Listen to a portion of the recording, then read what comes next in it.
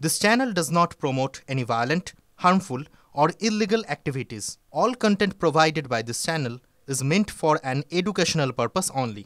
Top quality और consistent performance के लिए सिर्फ सिल्वर पंप्स नाम याद रखना। রামনবমীর আগে পোস্টারে ঢাকছে কলকাতা। বিধানসভার বাইরে রামনবমীর পতাকা, রাজভবনের বাইরেও এই একই ছবি কলকাতায় এবার মুড়ে ফেলা হয়েছে গেরুয়া পতাকায়। রামনবমীর আগে কলকাতার ছবিটা ঠিক কেমন বলুন তো? চলুন আমাদের রিপোর্টার শ্রাবন্তীর সঙ্গে কথা বলা যাক। এই মুহূর্তে সরাসরি শ্রাবন্তী আমাদের সঙ্গে রয়েছেন। শ্রাবন্তী, কলকাতার বিভিন্ন প্রান্ত তুমি ঘুরলে, কি দেখলে বলো তো রামনবমীর আগে? লিমা, কলকাতায় বিশেষত যদি দেখা যায় তাহলে 21শে জুলাইয়ে সবুজে সবুজে পতাকায় ভরে যায়।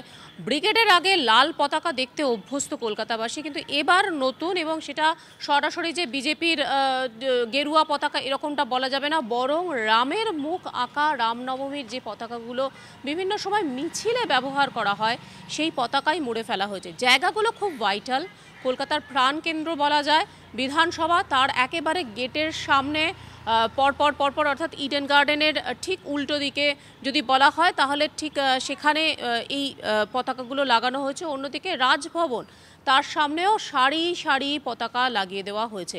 আগামীকাল রামনবমী, সেই রামনবমীতে ঘিরে যাতে কোনো রকম অশান্তি না হয় তার জন্য আদালতের বিশেষ নির্দেশ রয়েছে। এই রামনবমীকে ঘিরে কি হবে সেটা 2022 থেকে বারবার এই শহর দেখেছে, বিশেষত এই রাজ্য অভ্যস্ত। রাম আদতে কার দেবতা সেটা নিয়ে পলিটিক্যাল আকচাকচি আমরা দেখেছি হয়েছে। গতকাল আদালতেও দেখা গেছে যে কেন এই ধরনের মিছিল হবে সে নিয়েও বারবার প্রশ্ন উঠেছে। শেষ পর্যন্ত দুটি মিছিল, দুটি সভায় পারমিশন দেওয়া হয়েছে, কিন্তু তার আগে তোড়জোড় যে প্রবল সেটা এই পতাকাগুলো দিয়ে স্পষ্ট বোঝা যাচ্ছে। বিশেষত যখন বিধানসভার একেবারে সামনে এইগুলো ঘিরে দেওয়া হয়েছে তাতে স্পষ্ট বোঝা যাচ্ছে যে শহরের বিভিন্ন প্রান্তে এদিন রামনবমীর এই পতাকা আরও বেশি দেখা যাবে। বলা যেতে পারে এইটা একটা কলকাতার একেবারে ভিন্ন চিত্র। আর নিঃসন্দেহে এটা ভিন্ন চিত্র তো বটেই। শ্রাবন্তী, চলো আমাদের দর্শকদের বরং ছবিটা আরও একবার দেখাই। আগামীকাল রামনবমীর আগে কলকাতার এই ছবিটা আমরা সচরাচর কখনো দেখতে পেয়েছি বলে খুব একটা মনে পড়ে না। সামনের বছর বিধানসভা নির্বাচনের আগে এই রামনবমী কতটা গুরুত্বপূর্ণ সেই নিয়ে দেখুন অনেক আলোচনা চলছে, তর্ক বিতর্ক হচ্ছে, কিন্তু বাস্তব ছবিটা সেটা আমাদের রিপোর্টাররা বিভিন্ন জায়গায় আমরা আপনাদের দেখাচ্ছি। কিন্তু যে রোড ম্যাপ, মানে কোথায় কোথায় মিছিল হবে, কত দূর মিছিল হবে আগামীকাল, বড় মিছিল, বিশেষ করে যে বড় মিছিলগুলোর দিকে আমাদের নজর রয়েছে সেগুলো আমরা বারংবার আপনাদেরকে দেখানোর চেষ্টা করছি। কোথা থেকে কত দূর পর্যন্ত সেই মিছিল হবে। একদিকে গড়িয়া থেকে যাদবপুর, মুকুন্দপুর থেকে রানীকুঠি, এই সমস্ত মিছিলগুলোর দিকে অবশ্যই আমাদের নজর রয়েছে। যেমন চিতপুরে বড় মিছিল হবে, রামলীলা পার্কে রয়েছে, এবং অন্যদিকে হেস্টিংস সহ বেশ কিছু জায়গায় বড় বড় মিছিল রয়েছে। আর এবার আপনাদেরকে নিয়ে যাব একেবারে মধ্য কলকাতা, সেন্ট্রাল কলকাতা, যেখানে রাম মন্দির রয়েছে।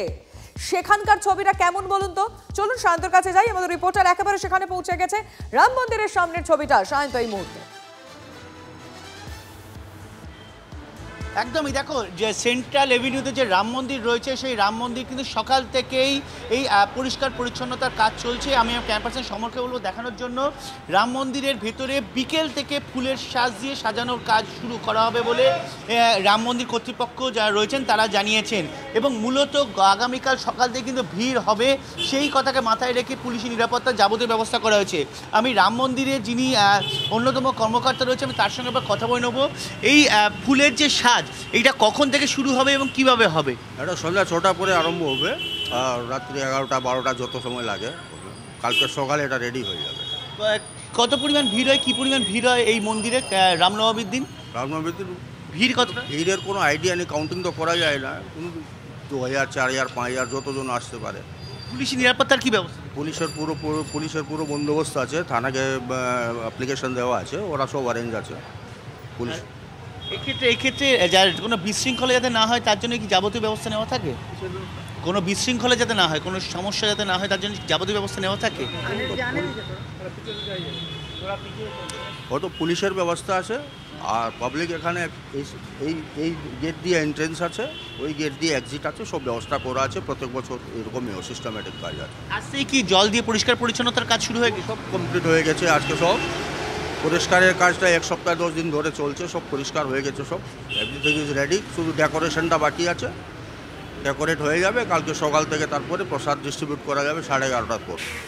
তুমি শুনতেই পেলে যে বিকেল থেকে ফুলের সাজ দিয়ে সাজানো হবে গোটা রাম মন্দির, এবং আজ সকাল থেকেই কিন্তু এই যে রাম মন্দির সংলগ্ন অংশ জল দিয়ে পরিষ্কার পরিচ্ছন্নতার কাজ হচ্ছে। তুমি দেখতে পাচ্ছ যে গোটা এই অংশটা পরিষ্কার পরিচ্ছন্নতার কাজ শুরু হয়েছে, এবং রাম মন্দিরে যাতে ভিড়ে কোনো অশান্তি না হয়, একদম শেষ মুহূর্তের প্রস্তুতি এই মুহূর্তে রাম মন্দিরে চলছে। কিন্তু তার পাশাপাশি কলকাতার ছবিটাও আমরা দেখলাম, যেখানে গোটা কলকাতায় একেবারে রামের ছবি দেওয়া পতাকায় প্রায় মুড়ে গেছে। বিধানসভা থেকে শুরু করে রাজভবন সব এই সমস্ত কিছু সামনে দেখা যাচ্ছে। মানে কলকাতার বিভিন্ন প্রান্তে যেদিকেই নজর যাক, যেখানে TV9 বাংলার ক্যামেরা ঘুরছে, এই ছবিটা সামনে আসে, যেটা সচরাচর কলকাতাবাসী দেখেছে বলে তারা মনে করতে পারছে না।